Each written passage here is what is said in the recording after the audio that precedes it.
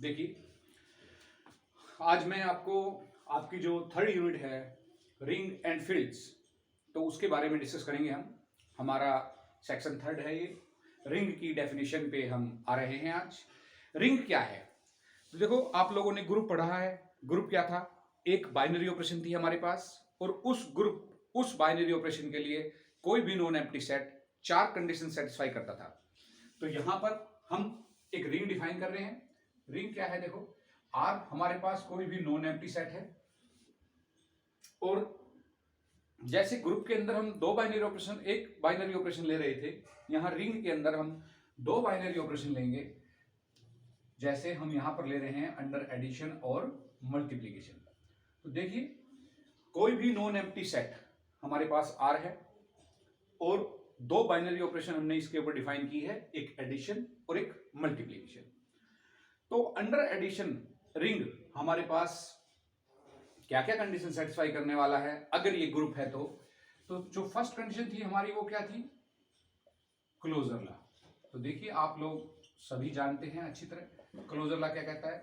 Closure law कहता है कि for all a and b belongings to R, this implies a plus b belongs to are.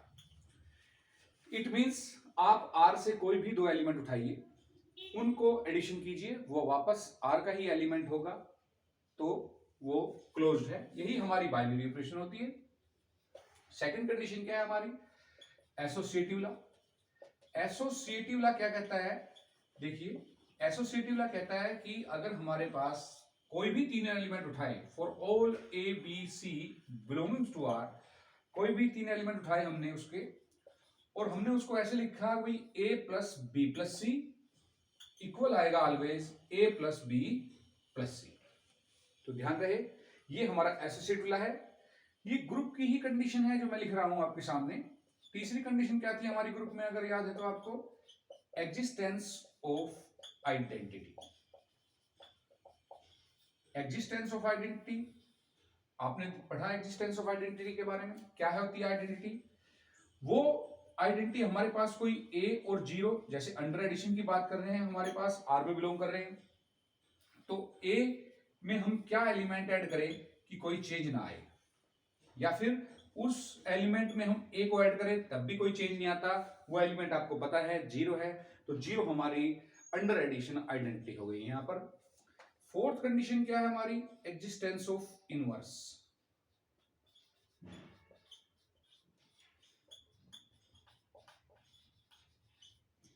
देखिए, existence of inverse का meaning, under addition में late हमारे पास ए है, तो हमारे पास एक माइनस ए भी आएगा आर में, यानी कि आप ए में जब जब माइनस ए ऐड करेंगे, या फिर आप माइनस ए में जब जब ए ऐड करेंगे, आपके पास आइडेंटिटी आएगी। तो ये हमारे पास ए का इनवर्स क्या हो जाएगा? माइनस ए। और हमारे पास एक ग्रुप के अंदर ही हमने पढ़ा था कम्यूटेटिविटी। तो देखिए, कम्यूटेटिविटी क्या थी हमारी? Commutative law. कम्यूटेटिव लॉ भी आप जानते हैं। कम्यूटेटिव लॉ क्या था? कम्यूट करना एलिमेंट्स का। तो एलिमेंट्स का आपस में कम्यूट करना, यानी कि for all A B belongings to R, A plus B is always equal to B plus A. तो ये हमारी पांच कंडीशन ग्रुप की ही थी। आप लोगों ने पढ़ा ग्रुप के बारे में। तो हमने ग्रुप जब पढ़ा था, एक बाइनरी ऑपरेशन ली थी। सपोज कीजिए, अगर मैं यहां पर आर प्लस की बात कर रहा हूं, तो आप आर प्लस में देखेंगे कि भाई आर प्लस हमारे पास क्या हुआ है? आर कोई नॉन एम्प्टी सेट था, प्लस यानी कि जो एडिशन है वो हमारी बाइनरी ऑपरेशन है। हमने यहां पर पांच कंडीशन सेटिस्फाई की, ये ग्रुप की डेफिनेशन है। और अगर कोई भी नॉन एम्प्टी सेट किसी बाइनरी ऑपरेशन के साथ पांच कंडीशन सेटिस्फाई करता है, उसको आप क्या बोल रहे थे? Abelian group. अब हम रिंग पर आ रहे हैं। तो देखिए, यहां पर आपने मल्टीप्लीकेशन में भी आपने काम किया था। जो सिक्स कंडीशन है हमारी, वो क्लोजर लॉ है। और ये जो क्लोजर लॉ जो मैं लिख रहा हूं, ये क्लोजर लॉ कौन सा क्लोजर लॉ है? ये अंडर मल्टीप्लीकेशन है, यानी कि for all A B belongings to R, this implies a into b belongs to R. कोई भी दो एलिमेंट उठाएं आप आर के, उनको आपस में मल्टीप्लाई कीजिए, अगेन एलिमेंट वो आर का ही मिलेगा। ये हमारा क्लोजर लॉ है। नेक्स्ट जो डेफिनेशन है हमारी, यानी कि जो नेक्स्ट लॉ है वो है एसोसिएटिव लॉ। ये एसोसिएटिव लॉ अंडर मल्टीप्लिकेटिव है। ध्यान रहे अंडर एडिशन के लिए मैं बात कर चुका हूं, तो मैं यहां पर ले रहा हूं under multiplication. For all A b c belongings to R, a dot b dot c is always equal to a dot b dot c. तो ये कंडीशन 7 जो है हमारी, ये भी सेटिस्फाई करता है अगर आर। तो हमारे पास एक और कंडीशन है डिस्ट्रीब्यूटिव लॉ।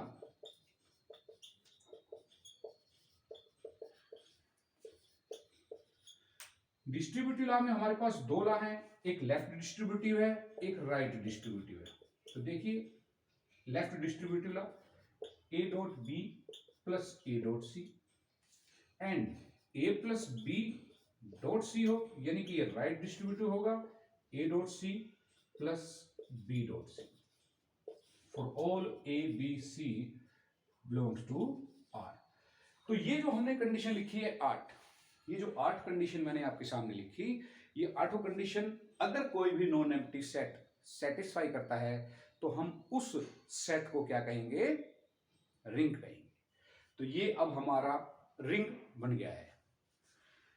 ग्रुप, जिस बच्चे ने ग्रुप अच्छे से किया है, जिस बच्चे को ये पता है कि ये एबिलियन ग्रुप है, तो आप देख रहे हो ये दो जो कंडीशन मैंने लिखी है, ये 6th नंबर और 7th नंबर, ये दोनों ही कंडीशन ग्रुप की फर्स्ट और सेकंड कंडीशन ही तो है। तो सेकंड ही कंडीशन है जब ग्रुप की फर्स्ट और सेकंड। तो आप देख सकते हो क्लोजर लॉ मल्टीप्लिकेशन में है, एक एसोसिएटिव लॉ मल्टीप्लिकेशन में है, यहां पर एक डिस्ट्रीब्यूटिव लॉ है। तो रिंग हमारा ग्रुप से भी इजी बन जाता है। बस हमारे पास यहां पर क्या है, बाइनरी ऑपरेशन 2 आ गई है। पहले बाइनरी ऑपरेशन 1 हुआ करती थी, अब बाइनरी ऑपरेशन 2 हो गई है। यहां पर मल्टीप्लिकेशन भी बाइनरी ऑपरेशन बन गई है हमारी। अब हम इसके कुछ एग्जांपल्स लेंगे। लाइक जैसे मैं नंबर सिस्टम से स्टार्ट करता हूं, सेट ऑफ इंटीजर्स आप लोगों ने पढ़ा। सेट ऑफ इंटीजर्स क्या है हमारे पास, ये सेट ऑफ इंटीजर्स था हमारा 0 plus minus 1 plus minus 2 plus minus 3 so on. ये सेट जो था हमारा इंटीजर का सेट था।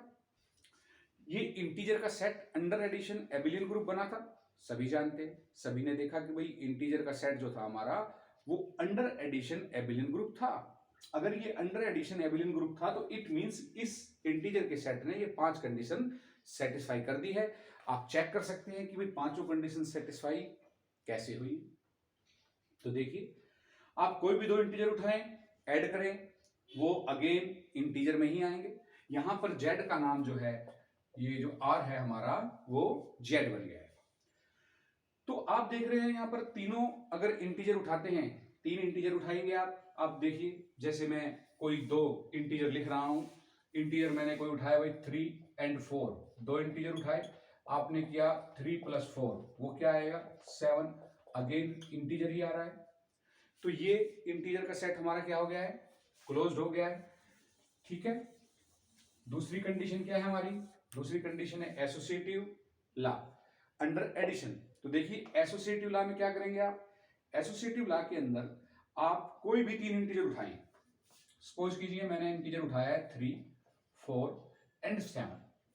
तो आप देखेंगे कि भाई 3 + 4 + 7, अगर आप ऐसा लिखें या फिर 3 + 4 + 7 आप ऐसा लिखें, आंसर आपके पास दोनों बार 14 ही आ रहा है। इट मींस ये हमारा एसोसिएट कर रहा है। तो ये हमारी एसोसिएटिविटी को होल्ड करता है इंटीजर का सेट। मैं आपको बिल्कुल पूरी तरह बताने की कोशिश कर रहा हूं, आप इसको ध्यान से समझने की कोशिश करें। आइडेंटिटी, एक नंबर इंटीजर के अंदर आपको एक नंबर ऐसा नजर आ रहा है जिसको मैं किसी भी नंबर में ऐड करूं तो वो कोई चेंज नहीं कर रहा है, और वो नंबर आपको पता है वो क्या नंबर है, 0, राइट। तो आप किसी भी नंबर में 0 को ऐड कीजिए, आपको वही नंबर मिलेगा। तो 0 हमारी आइडेंटिटी आ गई है और 0 हमारा इंटीजर के अंदर है। नेक्स्ट है हमारे पास इनवर्स। हर एलिमेंट का इनवर्स आपके सामने एग्जिस्ट कर रहा है। 5 का इनवर्स, जैसे मान लो अगर आपने इंटीजर से 5 उठाया तो आप कहेंगे जी 5 में क्या ऐड करें कि हमारे पास आइडेंटिटी आ जाए। तो आप 5 के अंदर -5 ऐड कीजिए और आपके पास आइडेंटिटी मिलेगी। आइडेंटिटी क्या हमारी 0 है। और सिमिलरली 5 का इनवर्स क्या हो गया है -5, तो -5 का इनवर्स क्या हो गया है अगेन 5। अगर आप कम्यूटेटिविटी चेक करना चाहते हैं तो कोई भी दो नंबरों को ऐड कीजिए। सपोज कीजिए मैंने लिखा इसको भाई 2 + 3 या फिर 3 + 2, answer will be same both the time. तो आप देख सकते हैं यहाँ पर आंसर सेम आ रहा है, तो ये हमारा कम्यूटेटिविटी भी होल्ड करता है इंटीजर का सेट। तो ये पांचों कंडीशन इंटीजर के सेट ने सेटिस्फाई कर दी है, तो इंटीजर का सेट एबेलियन ग्रुप बन गया है। मैंने आपको ग्रुप भी थोड़ा सा बताया है पीछे। नेक्स्ट जो है हमारे पास क्लोजर लॉ, ये अब हम मल्टीप्लिकेशन में बात करेंगे, क्योंकि अब तक जो काम कर रहे थे हमने ये सारा काम किया, ये सारा एडिशन में था। अब मल्टीप्लिकेशन के लिए क्या करेंगे, आप दो इंटीजर उठाइए, कोई भी दो इंटीजर उठाइए, दोनों को मल्टीप्लाई कीजिए। आप अपने माइंड में सोचिए दो इंटीजर, उन दोनों को मल्टीप्लाई करके देखिए, आपके पास जो आंसर आएगा वो अगेन एक इंटीजर ही होगा। एसोसिएटिविटी भी होल्ड करती है इंटीजर के सेट में। आप कोई भी 3 नंबर उठाएं, 3 नंबर सपोज कीजिए मैंने 4, 7, 8 उठाया, तो आप कह सकते हैं जी 4 × 7 करें, उसके बाद मल्टीप्लाई करें 8 से, या 4 को मल्टीप्लाई करें 7 × 8 से, आंसर आपके पास सेम ही आएगा। तो ये जो एसोसिएटिविटी है ये होल्ड कर रही है इंटीजर के सेट में अंडर मल्टीप्लिकेशन।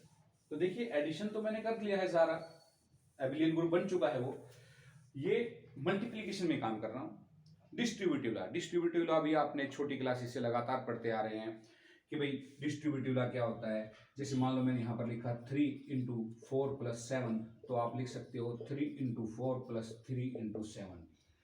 अगर आप इसको 4 + 7 11 × 3 33 लिखें, या फिर 3 × 4 12 + 27 × 3 21, तो देखेंगे आप आंसर दोनों बार सेम ही आ रहा है। तो ये हमारा डिस्ट्रीब्यूटिव होल्ड करता है। तो अगर कोई भी सेट जैसे हमने यहाँ इंटीजर का सेट लिया, इसने 8 कंडीशन सेटिस्फाई कर दी हैं, तो आप कह सकते हैं इंटीजर का जो सेट है वो हमारा रिंग बन गया है। तो आप कहेंगे कि भाई जेड जो है वो हमारा जेड इज ए रिंग। अब जेड का जो सेट यानी कि इंटीजर का सेट हमारा क्या हो गया है, रिंग हो गया है। अब जो रिंग बना है इसके अंदर आपने नोट किया है यहाँ पर, अगर ये मल्टीप्लिकेशन की बात हो रही है तो क्या यहाँ यूनिटी है, अंडर मल्टीप्लिकेटिव आइडेंटिटी है? नहीं है। आप ये कहते हो सर अगर इसके अंदर अंडर मल्टीप्लिकेटिव आइडेंटिटी आ जाए तो आप कहेंगे उसको ring with unity. Ring with unity, तो देखिए रिंग विद यूनिटी का मीनिंग क्या हुआ, रिंग विद यूनिटी का मतलब है उसके पास अंडर मल्टीप्लिकेटिव यूनिटी आ गई है। सपोज करें जिस एग्जांपल के अंदर 1 जो है अंडर मल्टीप्लिकेटिव आइडेंटिटी हमारी, r जो है मैंने लिखा है वो हमारा क्या है, इंटीजर का सेट है, और 1 एक ऐसा नंबर है जिसको आप किसी भी इंटीजर से मल्टीप्लाई कीजिए कोई चेंज नहीं करता है। इट मींस 1 हमारी अंडर मल्टीप्लिकेटिव यूनिटी है, राइट। तो रिंग विद यूनिटी हो गया, लेकिन क्या कम्यूटेटिविटी आ गई है यहां पर? नहीं है। अगर कम्यूटेटिविटी अंडर मल्टीप्लिकेशन में आ जाए तब क्या कहेंगे आप? तब आप कहेंगे कम्यूटेटिव रिंग। Commutative ring. तो ध्यान दीजिए ये जो कम्यूटेटिव वर्ड आया है वो कम्यूटेटिव वर्ड मल्टीप्लिकेशन के लिए आया है, क्योंकि रिंग जैसे ही आपने बोला तो ये जो कम्यूटेटिव लॉ था हमारा अंडर एडिशन वो तो रिंग में ही आ चुका था। यानी कि जैसे ही मैंने रिंग बोला तो आप समझ गए कि ये 8 कंडीशन हमारी आ चुकी है। तो कम्यूटेटिव रिंग बोला है, it means commutativity under multiplicative की बात कर रहा हूं मैं। कम्यूटेटिविटी अंडर मल्टीप्लिकेटिव, तो रिंग विद यूनिटी और कम्यूटेटिव रिंग, ये हमारे पास 2 कंडीशन और आ गई है। अब देखें तो ये हमारी 9th कंडीशन है और ये हमारी 10th कंडीशन है कम्यूटेटिव रिंग। अब अगर एक कंडीशन और सेटिस्फाई कर जाए, क्या कि भाई एवरी नॉन जीरो एलिमेंट का इनवर्स एग्जिस्ट कर जाए,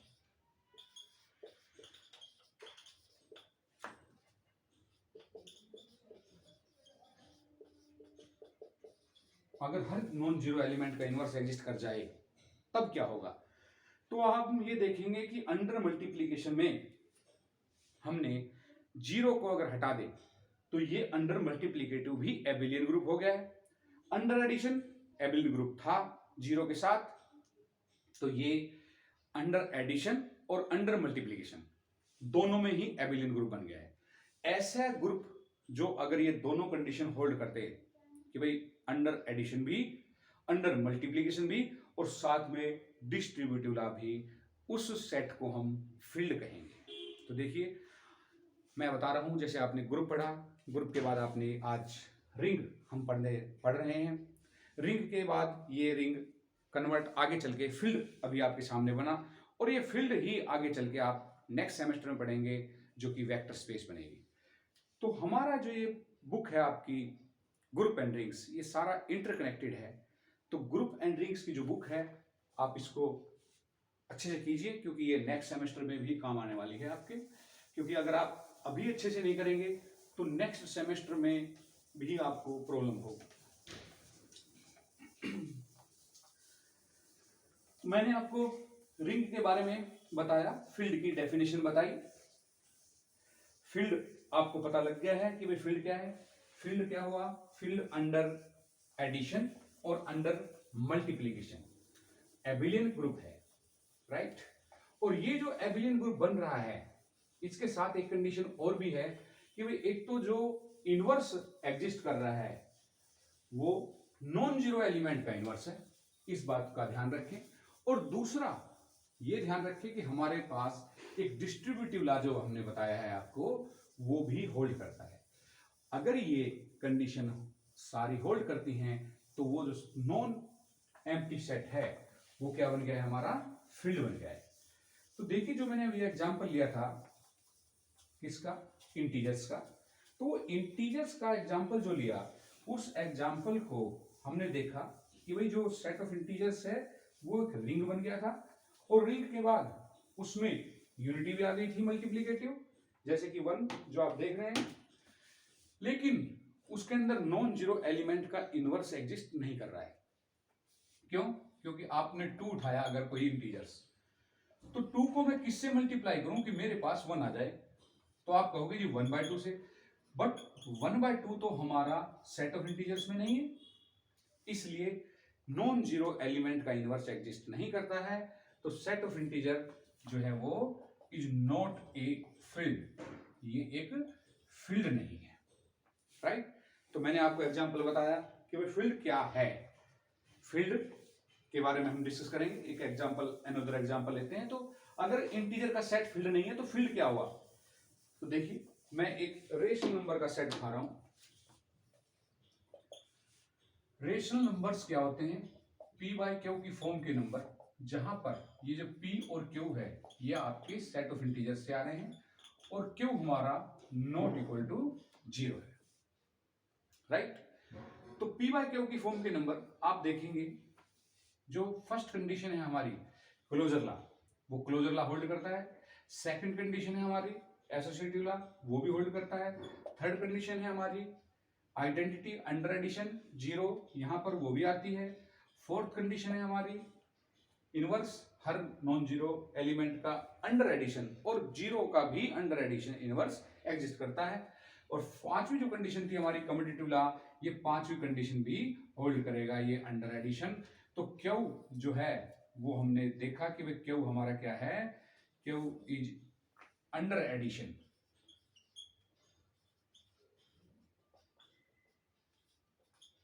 एबिलियन ग्रुप है,